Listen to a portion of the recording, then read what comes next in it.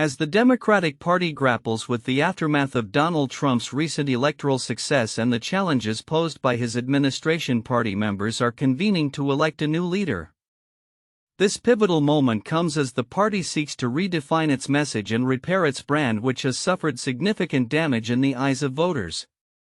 The Democratic National Committee (DNC) election taking place in suburban Washington, D.C. is drawing attention not only for its immediate implications but also for the broader narrative of the party's future. With 400 DNC members from across the country in attendance, the election features a slate of candidates primarily composed of party insiders. Notably, outgoing Chair Jaime Harrison has opted not to seek re-election, leaving a critical leadership vacuum. The new chair will need to navigate a political landscape that has shifted dramatically, especially in light of Trump's recent ascendance to power. As Wikler, the Wisconsin Democratic chairman and a front-runner for the DNC chair position, articulated, "As we reel with shock at the horror that Trump is visiting on communities across this country, we need a DNC and a DNC chair who's ready to bring the intensity, the focus, and the fury to fight back."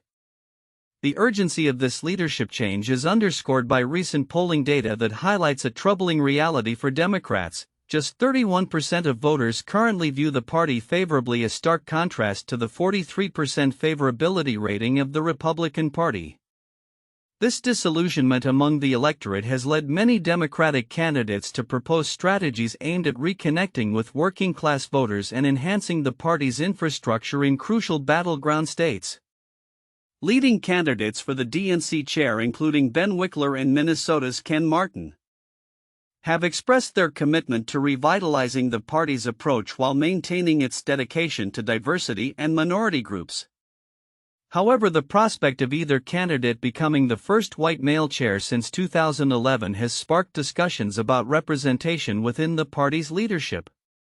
Martin and Wikler's campaigns have emphasized a need to strengthen the party's rapid response capabilities to Trump's administration, an essential factor as Democrats prepare to counter the flurry of executive orders, pardons, and policy changes that have characterized his first weeks in office. Among the other candidates, activist Marianne, Williamson, former Maryland Governor Martin O'Malley, and Faiz Shakir, who managed Bernie Sanders' last presidential campaign, are also vying for the position. Shakir's candidacy stands out with its call for significant reforms within the party, advocating for greater collaboration with labor unions and a shift away from a race and gender-focused approach. However, his campaign has struggled to gain traction compared to his more established counterparts, who have rallied financial support and resources in a bid to secure their positions. As the DNC election unfolds, concerns linger among party leaders regarding the Democrats' willingness to embrace necessary changes. Kansas Democratic Chair Gina Repass voiced a sentiment shared by many, stating, "As positive as I am and as hopeful as I am, I'm watching this in real time thinking to myself, we're in real trouble because I don't see a desire to change." This reflection encapsulates the broader dilemma facing the Democratic Party: the urgent need for a reinvigorated strategy that resonates with American voters while effectively combating the policies and rhetoric of the Trump administration. The outcome of this election will not only shape the immediate direction of the Democratic Party but will also influence its long-term viability in a rapidly evolving political landscape. As the new chair steps into this role, the coming months will be critical in determining whether the party can successfully recalibrate its message and regain the trust of the electorate. The stakes are high and the path forward remains fraught with challenges, but the opportunity for renewal and reinvention lies ahead. As the Democratic Party grapples with its identity and direction in the wake of Donald Trump's electoral success, party members have convened to elect a new leader during a pivotal Democratic National Committee (DNC) election held on February 1, 2025. This election, described as low-profile yet crucial, is set against a backdrop of a party seeking to regroup and re-establish its message in an increasingly polarized political landscape. More than 400 DNC members from across the nation have gathered in Oxon Hill, Maryland, to cast their votes for a new chair following the decision of outgoing Chair Jaime Harrison not to seek re-election. The leading candidates, Ben Wikler of Wisconsin and Ken Martin of Minnesota, both serve as state party chairs and are perceived as party insiders. they acknowledged the damage to the Democratic brand with a recent Quinnipiac University poll revealing that only 31% of voters hold a favorable view of the Democratic Party, contrasted with 43% for the Republican Party.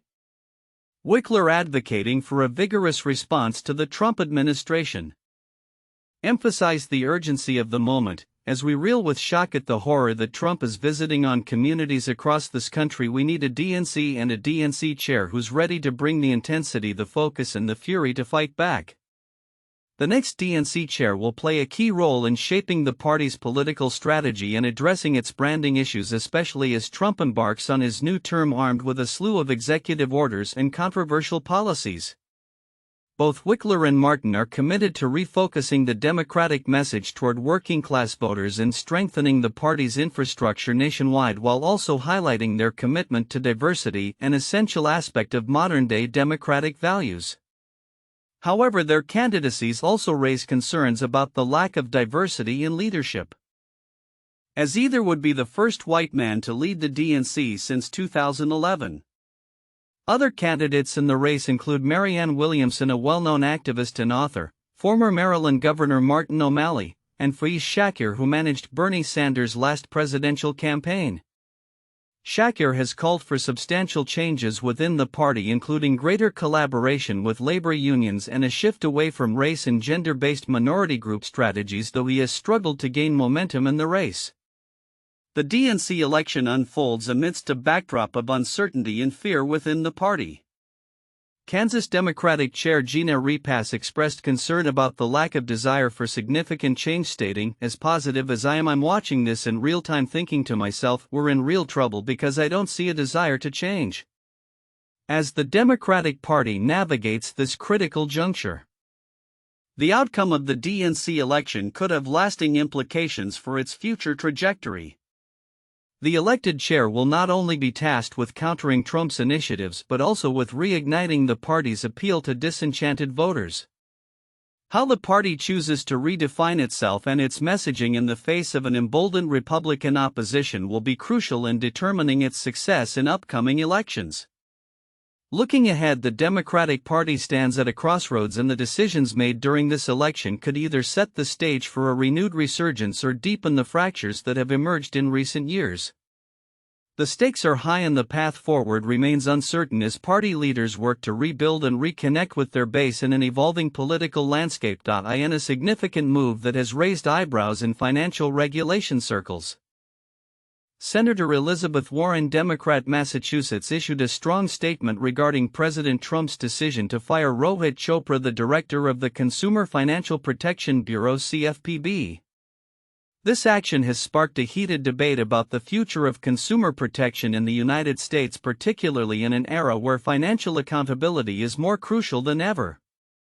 Senator Warren, who serves as the ranking member of the Senate Banking, Housing and Urban Affairs Committee, expressed her concerns about the implications of Chopra's dismissal. Under his leadership, the CFPB has been pivotal in holding Wall Street accountable for practices that harm American families, particularly those who are most vulnerable. Under Rohit Chopra's leadership, the CFPB is holding Wall Street accountable for cheating hard-working families and preventing the debanking of Americans across the country, Warren stated. She pointed to the agency's achievements, which include returning over $20 billion to consumers since its inception. This money has provided relief from predatory lending, excessive fees, and medical debt issues that disproportionately affect low-income families.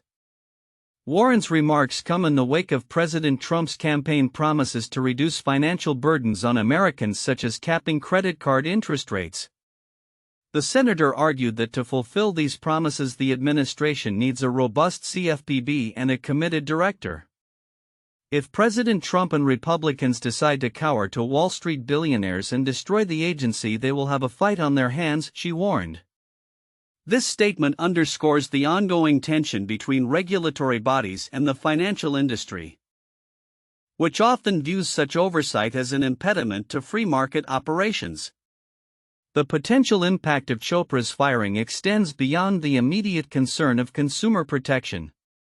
It raises questions about the administration's commitment to safeguarding the financial rights of Americans and the future direction of the CFPB itself. Critics fear that without strong leadership, the agency may revert to a more lenient stance toward financial institutions, ultimately jeopardizing the progress made in consumer protection over the past decade. As the political landscape continues to evolve, the implications of this decision will likely reverberate across various sectors, prompting renewed discussions on the balance between regulation and free enterprise. Stakeholders from consumers to financial regulators will be watching closely as the administration navigates this contentious issue. Looking ahead, the future of the CFPB, and by extension, consumer financial protections, remains uncertain. The coming months will be critical as both parties gear up for potential legislative battles and as the public continues to advocate for stronger consumer safeguards in the face of ongoing economic challenges. In a turbulent political landscape marked by ethical scrutiny, significant fundraising disparities, and public safety concerns, recent developments from Washington, D.C. and Maryland shed light on the evolving dynamics within Congress. As lawmakers navigate controversies in campaign finance challenges, the implications of their actions resonate with constituents across the nation. On January 31, 2025, Democratic leader Hakeem Jeffries convened a press conference in Brooklyn, New York, alongside Congressional Black Caucus Chair Yvette D. Clarke and representatives from various local organizations. The event aimed to draw attention to what Jeffries described as a Republican ripoff, where taxpayer money is allegedly siphoned to benefit wealthy corporations and billionaire donors at the expense of vital community services. House Republicans are ripping off the American people, Jeffries asserted, emphasizing the need for an affordable economy that prioritizes working-class Americans. He condemned recent federal funding freezes as unlawful and un-American, linking them to a broader Republican agenda that threatens essential programs like Medicaid and Meals on Wheels. This rhetoric comes in the wake of a tragic aviation incident near Washington National Airport, which Jeffries referenced as a national tragedy. He called for leadership and compassion, urging for a thorough inquiry into the crash while cautioning against misinformation during such a critical time. The juxtaposition of this tragedy with ongoing political battles highlights the urgent need for Congress to address the pressing concerns of its constituents amid a backdrop of chaos. Meanwhile, the House of Representatives is poised to deliberate the future of an ethics report concerning ex-Congressman Matt Gaetz, who has faced allegations of misconduct in drug use. With a deadline looming for the Republican-controlled House to decide on the public release of the report, the Ethics Committee's deliberations are under scrutiny. Representative Sean Casten, leading the charge for transparency, noted historical precedents where the committee continued its work post-resignation. However, the ongoing political maneuvering reflects a deeper schism within the party, with calls for accountability clashing against a desire to protect party members. In Maryland, a different narrative unfolds as U.S. Representative Jamie Raskin emerges as a formidable fundraising force. Close to $5 million in campaign funds positions him far ahead of his congressional peers, underscoring his influence within the Democratic Party, particularly following his leadership during the impeachment of former President Trump. Raskin's financial prowess raises questions about the sustainability of his colleagues' campaigns, particularly as most reported relatively modest financial standings. His ability to attract substantial donations illustrates the shifting tides of political capital and the importance of fundraising in contemporary electoral politics. As Raskin solidifies his position, Maryland's other congressional representatives face varying degrees of electoral pressure. Freshman members like Representative April McLean Delaney and Representative Sarah Elfreth have reported significantly lower campaign funds, which could impact their re-election efforts in competitive districts. The financial landscape in Maryland highlights the disparities in political influence and resource availability, which are likely to shape future campaigns leading up to the 2026 elections. In conclusion, the unfolding political events in Washington and Maryland reflect a complex interplay of ethics, fundraising, and public service. As lawmakers grapple with internal controversies and external pressures, the implications for governance and societal welfare remain profound. The coming months will be pivotal as Congress must confront ethical challenges while addressing the pressing economic needs of the American people. With the 2026 elections on the horizon, the stakes are high and the outcomes may redefine the political landscape for years to come. On February 1, significant historical events unfolded that mark the continual evolution of the United States, reflecting changes in governance, societal norms, and cultural milestones. Notably, this date recalls the first convening of the U.S. Supreme Court in 1790, a session that was notably hindered by the absence of a quorum, as only 3 of the 6 justices were present. This moment of legislative impotence foreshadowed the complexities and challenges that would characterize the court's role in American democracy. As the nation has progressed, the Supreme Court has often found itself at the center of pivotal legal battles shaping the course of American life. Recent developments illustrate that this influence continues to resonate today.